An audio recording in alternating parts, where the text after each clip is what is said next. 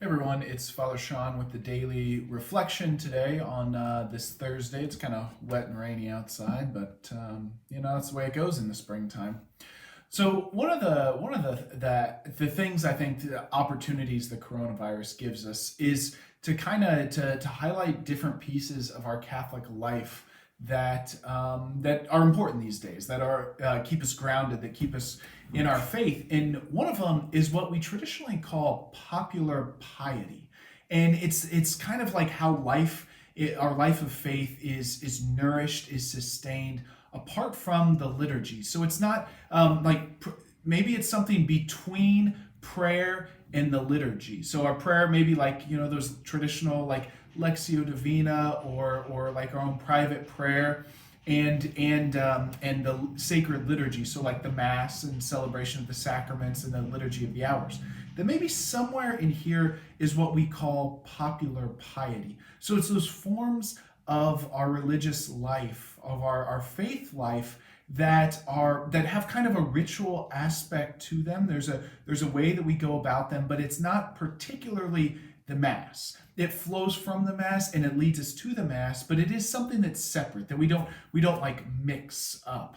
And so back about 20 years ago, the church put out a directory on popular piety and the liturgy. So it's this great little document, and it's not the littlest of church documents, but it's beautiful because it begins with this recognition that maybe in the past there would be issues with how popular piety might have been over exaggerated. I don't. That's probably not the best word for it. It might have been put up a little bit too high. And for example, there are stories, and I don't know if this happened in people's life, like during mass, people would pray the rosary instead of mass. Well, that's probably not the most ideal thing. But then after, in through kind of the 70s and the 80s and even in the 60s too, popular piety really kind of died away. It was looked on as superstitious maybe, or uneducated, or kind of for an old generation, and we've moved beyond that. These different forms of piety, and so this document was written to kind of combat that idea, to say, no, there's a great place for it in the church. And especially these days, when we can't come to Mass, this is, all right, what ritual prayers are going to keep us grounded? So things that fit in here are particularly devotions to the Mother of God. You think about the Rosary might be one of the most popular parts of popular piety. Look at that for some alliteration. So the Rosary would be part of this, or even something like the Stations of the Cross. That's part of this popular piety, where there's a ritual aspect to it, but it's not there's not the liturgy. It's not the same as the liturgy. And so this document it's beautiful. I wouldn't recommend it for everybody. I think every priest probably should read it, and I've only read half of it, so I'm still working through it. But there's so many great things. So it ties into things with the liturgical year. So I mentioned the Stations of the Cross. It's particularly a Lenten devotion, but there's so many different things that happen in Advent. There's particularly even like devotions, prayers before a crib, or those things associated with Christmas time. And then you even think about things like a litany, to pray the litany of the Sacred Heart or the litany of the Blessed Virgin Mary, all things that you can find online.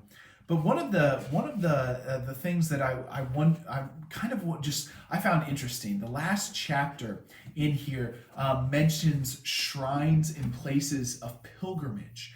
That the shrines and places of pilgrimages they want to like highlight it at the end of this document.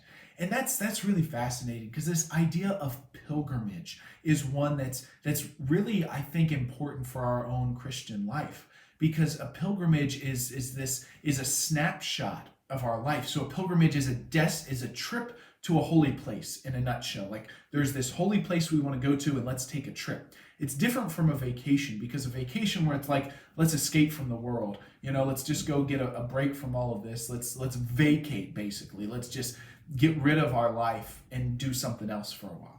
Whereas a pilgrimage is, let's go find God, right? Let's go find Jesus in our life. And so so a pilgrimage is like a snapshot, because our whole life is supposed to be a journey towards God. And so you find a holy place and you go there. And so many people do this, right? We have our own shrine of the holy relics just nearby here in over in Maria Stein. So that's a beautiful place to go. I should have checked their hours. You can go on their website, Shrine of the Holy Relics, see if they're open for prayer. But I did look at the shrine of Our Lady of Consolation in Cary, Ohio, which is basically you go up to Findlay and you go east from Findlay. So it's well over an hour from here, but it's a great place to go and pray.